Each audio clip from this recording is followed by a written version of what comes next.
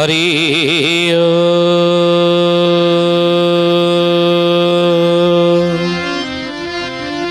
ओम भूर्भुवः स्वः तत्सवितुर्वरेण्यं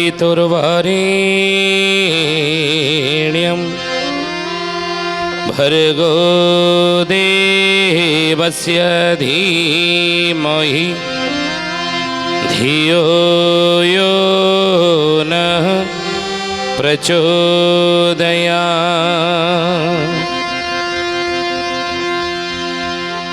महाब्रह्म निर्विकल्पं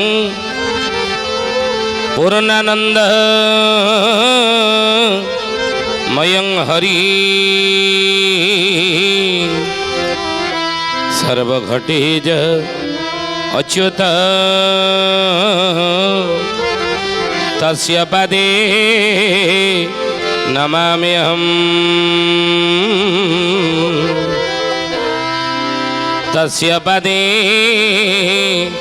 नमाम्यहम्।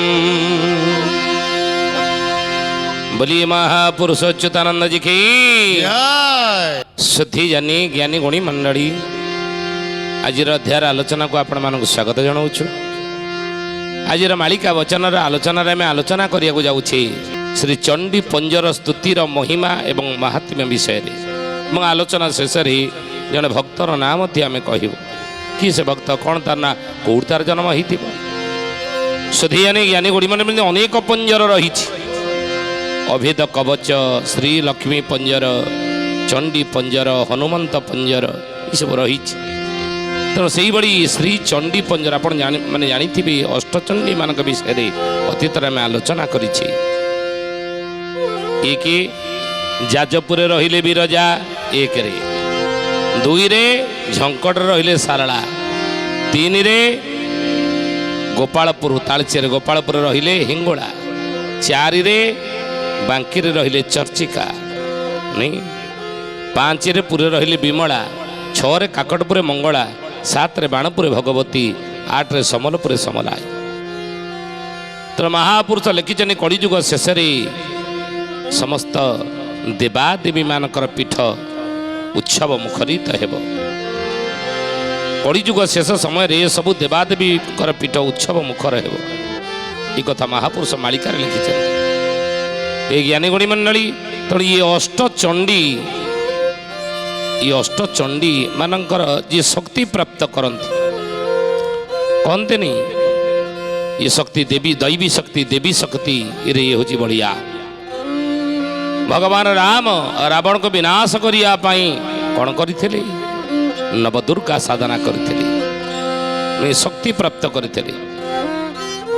तेणु देवता मान को ऊपर जिते कषण पड़ा महिषासुर नामक राक्षस जितेबले ऊपर कषण देला देवता मान भीतर कषण देला से देवता मान से मातृशक्ति शक्ति की आराधना करते देवी दुर्गा आविर्भाव होता आविर्भूत होते से समय महिषासुर को विनाश करने।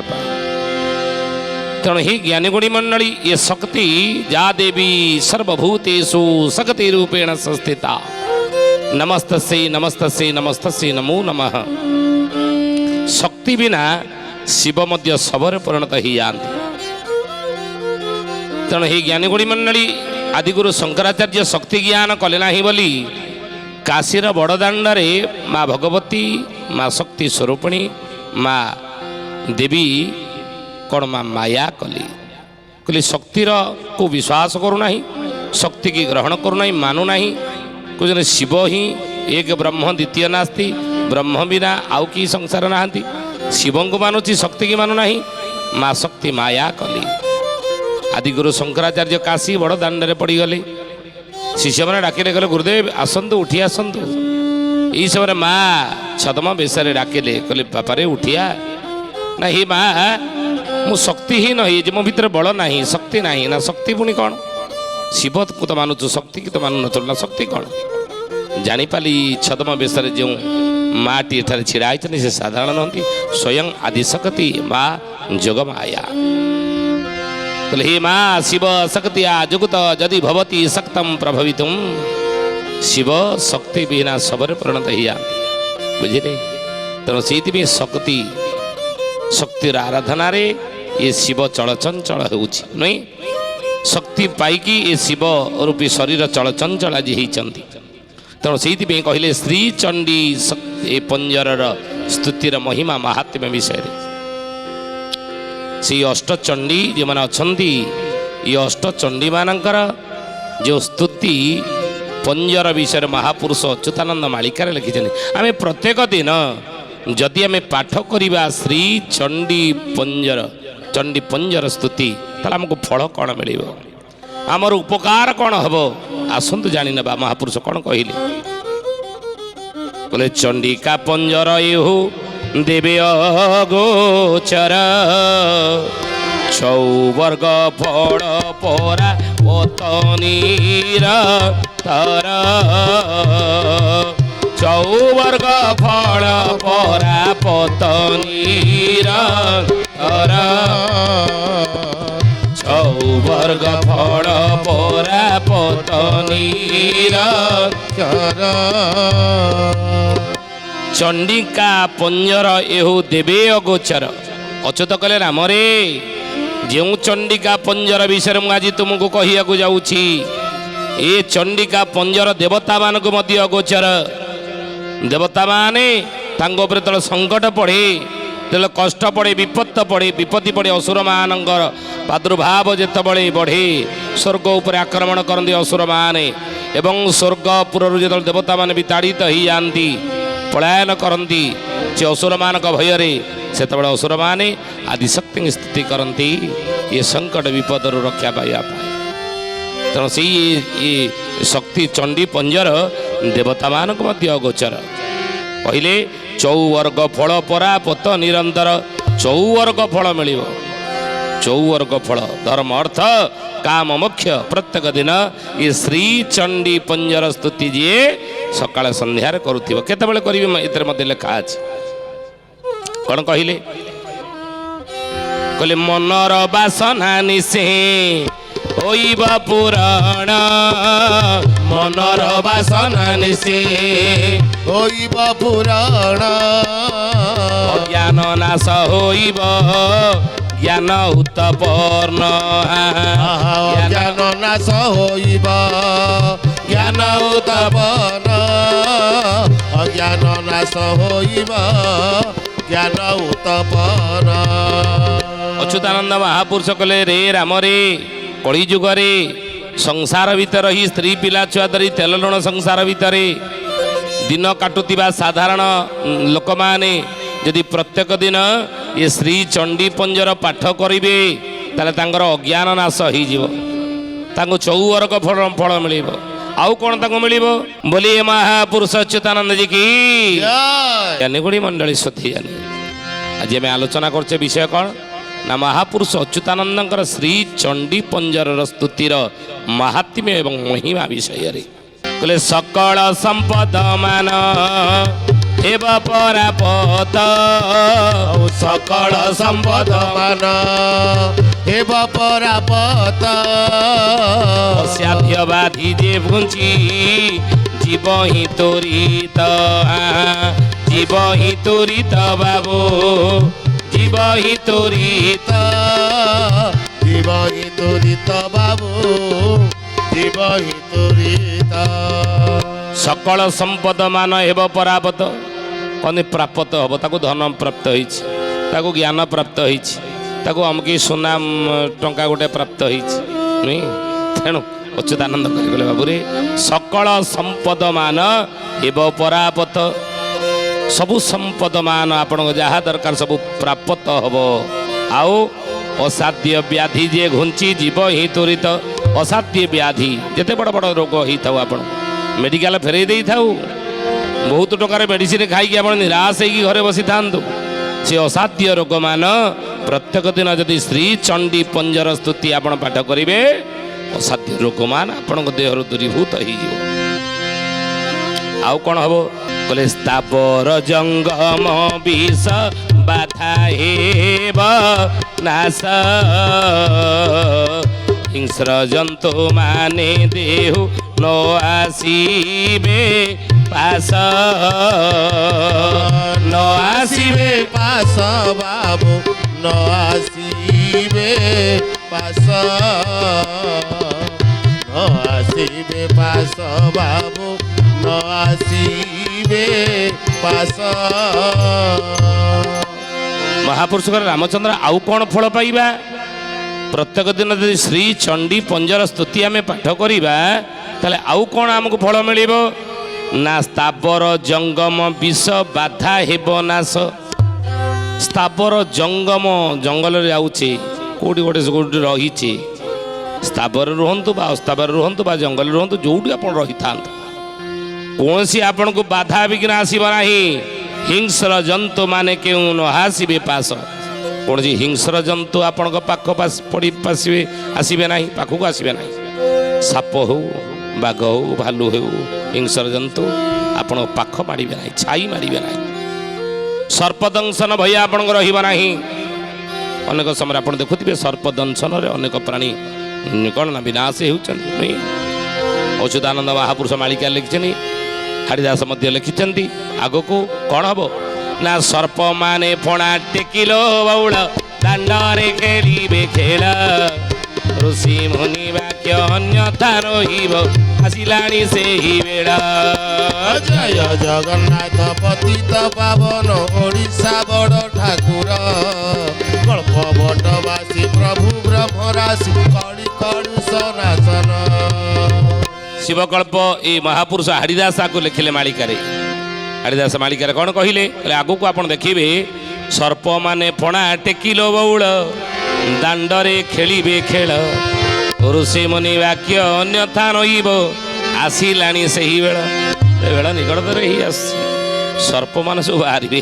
ଆଉ ଜଙ୍ଗଲ ଆଜି ନାଶ ହେଉଛି, ଜଙ୍ଗଲ ଆଜି ଆଉ ନାହିଁ। ଦେଖନ୍ତୁ ଧୀରେ ଧୀରେ ଜଙ୍ଗଲ କଟା ହେଇଗଲାଣି, ଜଙ୍ଗଲ ପଦା ହେଇଗଲାଣି, ଶୂନ ହେଇଗଲାଣି ନାଇଁ। ଆଉ ସେଇଥିପାଇଁ ମହାପୁରୁଷ ସର୍ପମାନେ ସବୁ ବାହାରିବେ।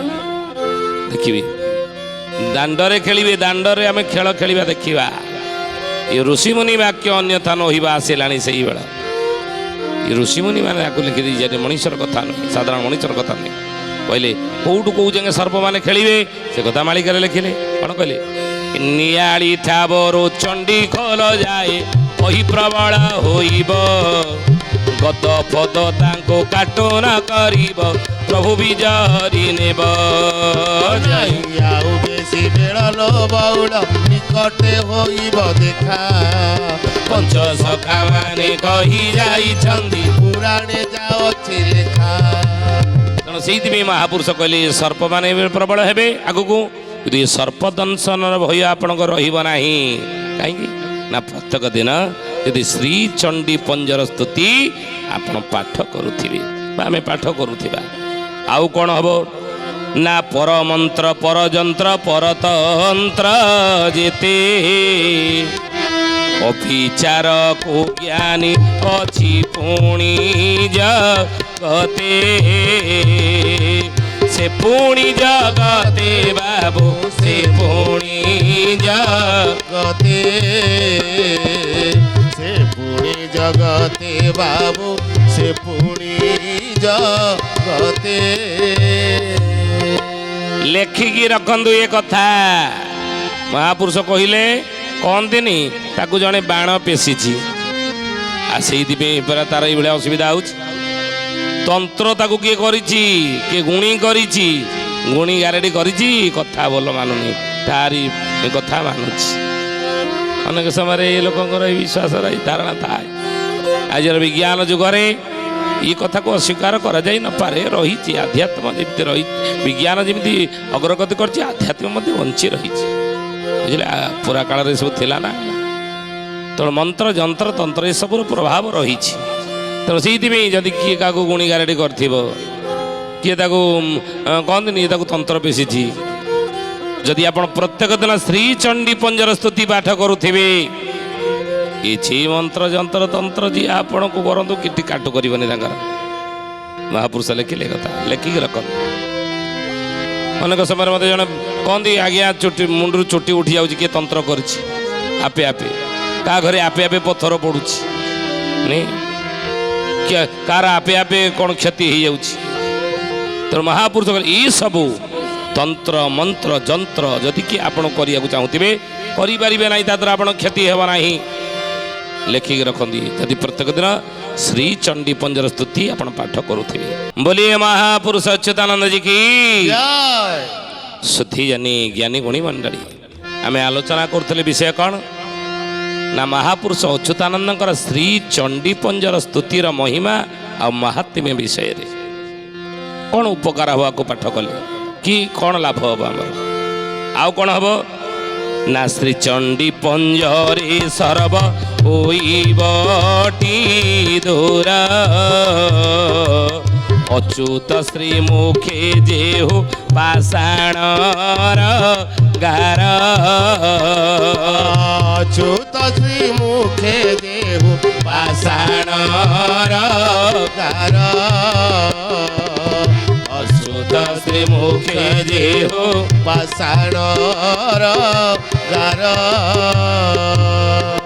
ଅଚ୍ୟୁତାନନ୍ଦ କହିଲେ ଏ ପଥରର ଗାରରେ ରାମ ମନେ ରଖ ଏଇ କଥା ଏଇ ପଥର ଗାର ମୁଁ ମାରିଦେଇ ଯାଉଛି ଯାହା ତତେ କହୁଛି ଗୋଟେ ଅକ୍ଷର ମିଛ ନୁହଁ ବହୁ ପରୀକ୍ଷିତ ଏବଂ ବହୁ ପରୀକ୍ଷିତ ବହୁ ପ୍ରମାଣିତ।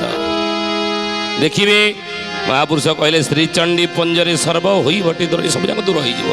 ଶ୍ରୀଚଣ୍ଡୀ ପଞ୍ଜର ପ୍ରତ୍ୟେକ ଦିନ ଯଦି ଆପଣ ପାଠ କରିବେ ଆଉ ଅଚ୍ୟୁତ ଶ୍ରୀମୁଖ ଯେହୁ ପାଷାଣର ଗାର ପଥର ଗାର ବାବାରେ ମନେ ରଖ ଏ କଥା। ପୁଣି କହିଲେ ଆଉ କ'ଣ ହବ ଭୂତ ପେତ ପିଶାଚ ଯେ ବାଳଗ୍ରାହୀ ମାନ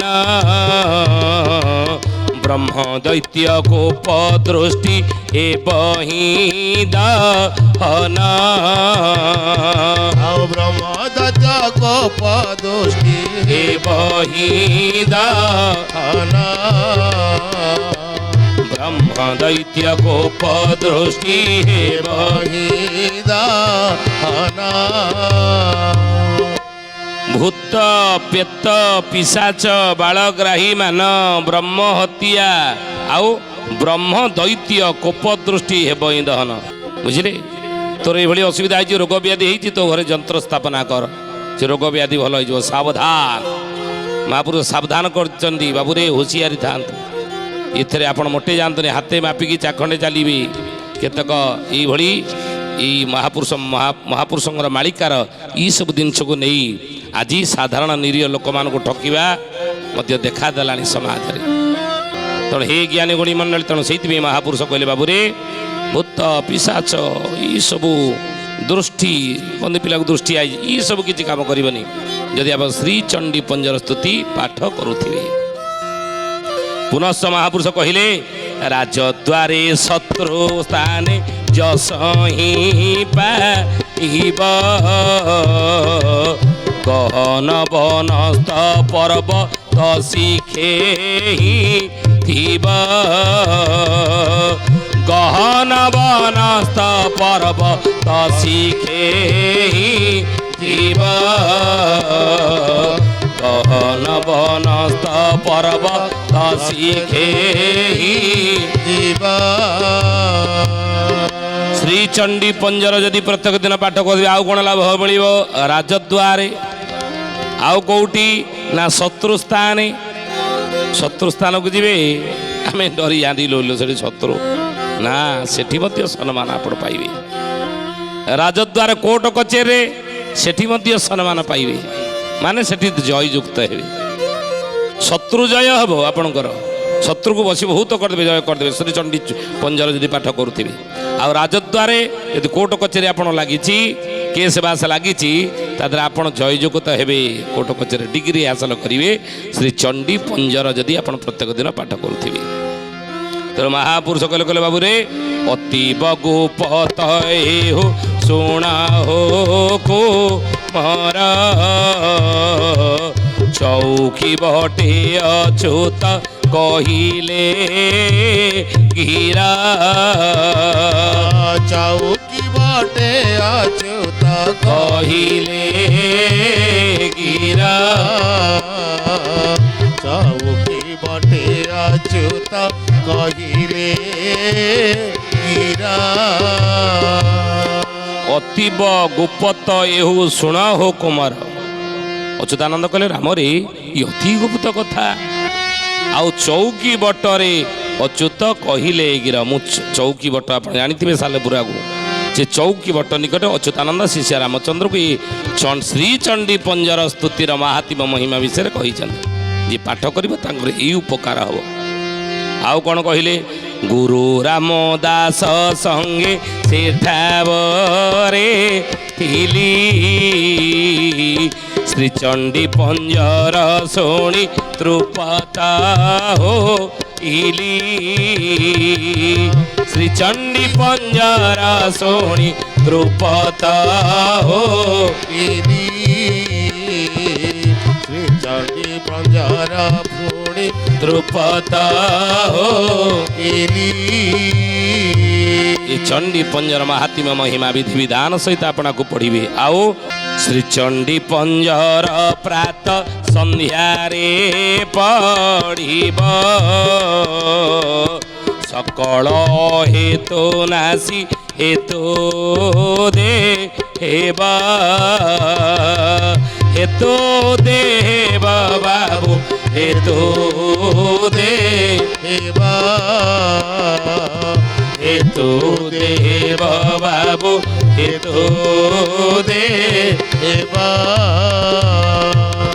ଶ୍ରୀଚଣ୍ଡୀ ପଞ୍ଜର ସ୍ତୁତିକି ସକାଳେ ସନ୍ଧ୍ୟାରେ ପାଠ କଲେ ଅହେତୁ ନାଶ ହୋଇଯିବ, ହେତୁ ଆପଣଙ୍କୁ ଦେଇଯିବ। ବୁଝିଲେ? ଆଉ ସର୍ବବାଞ୍ଛା ପୂର୍ଣ୍ଣ ହେବ। ନୀତି ପାଠ କଲେ ଭବସାଗରରୁ ତରିଯିବ, ପୁଣି ପୁହିଁ ହେଲେ ଏ ଭବସାଗରରୁ ତରିଯିବ, ସର୍ବମାନବାଞ୍ଛା ପୂର୍ଣ୍ଣ ହେବ। ସକାଳ ସନ୍ଧ୍ୟାରେ ପାଠ କରିବେ ଶ୍ରୀଚଣ୍ଡୀ ପଞ୍ଜର ସ୍ତୁତି। ବୁଝିଲେ? ହେ ଜ୍ଞାନୀ ଗଣିମଣ୍ଡଳୀ ସୁଧୀଜାନୀ, ଆଜି ତ ସମୟ ହେଇଛି, ତ ଆସନ୍ତୁ ବାଣୀକି ବିରାମ ଦେବା। କିନ୍ତୁ ତାପରୁ ଜଣେ ଭକ୍ତର ନାଁ କହିବା। କିଏ ସେ ଭକ୍ତ? କ'ଣ ତାର ନାଁ? କୋଉଠି ତାର ଜନ୍ମ ହେଇଥିବ? କହିଲେ ମାଣିଆ ବନ୍ଧରେ ବୁଣା କୂଳରେ, ମାଣିଆ ବନ୍ଧରେ ବୁଣା କୂଳରେ ହରିକୁଳ ମଣି ଥିବେ ସେଠାରେ, ହରିକୁଳ ମଣି ଥିବେ ସେଠାରେ। ମାଣିଆ ବନ୍ଧ ଏ ଜ୍ଞାନୀ ଗଣିମଣ୍ଡଳ, ସେଠି ବୁଣା କୂଳରେ ହରି ଆଉ କୁଳମଣି ନାମରେ ଜଣେ ଭକ୍ତ ଜନ୍ମ ହେଇଥିବେ ବୋଲି ମାଳିକାରେ ମହାପୁରୁଷ ଲେଖିଛନ୍ତି। ହୁଏତ ଜନ୍ମ ହେଇକି ଚାଲିଯିବେଣି, ନତୁବା କି ହେବେ କି ହେଇକି ଥିବେ। ବୁଝିଲେ? ଏ ତିନିଟା କଥା ହେଇପାରେ। ଆମେ ତ ଭକ୍ତର ନାଁ କହିଲୁ, ଆପଣ ଠାବ କରିବେ। ଆଜି ତ ସମୟ ହେଇଛି। ହେ ଜ୍ଞାନୀ ଗୋଡ଼ି ମଣ୍ଡଳୀ, ଆସନ୍ତୁ ବାଣୀକି ବିରାମ ଦେବା ପ୍ରଭୁଙ୍କର ନାମ ନେଇ। ବୋଲା ହରି ବୋଲା, ହରି ବୋଲା, ବୋଲା ହରି ହରି, ବୋଲା ହରି ବୋଲା, ହରି ବୋଲା, ବୋଲା ହରି ହରି। ଜୟ ଜଗନ୍ନାଥ ଆଦି କନ୍ଦ ମଦନ ମୁରାରୀ, ଜୟ ଜଗନ୍ନାଥ ଆଦି କନ୍ଦ ମଦନ ମୁରାରୀ। ବୋଲା ହରି ବୋଲା, ହରି ବୋଲା, ବୋଲା ହରି ହରି, ବୋଲା ହରି ବୋଲା, ହରି ବୋଲା, ବୋଲା ହରି ହରି। ସଥେଜାନୀ ଜ୍ଞାନୀ ଗୁଣୀ ମଣ୍ଡଳୀ, ଆଜି ପାଇଁ ଆସନ୍ତୁ ବାଣୀକି ଏଠାରେ ବିରାମ ଦେବା। ପୁଣି ଆସନ୍ତା ଅଧ୍ୟାୟରେ ଭେଟ ହେବା। ରହୁଛୁ। ହରି ଓମ୍। ଶାନ୍ତି ଶାନ୍ତି ଶାନ୍ତି ସର୍ବାରିଷ୍ଟ ସୁଶାନ୍ତିରେ ଭବତୁ। ପ୍ରାର୍ଥନା ଆମ ଆନନ୍ଦର ଉତ୍ସ।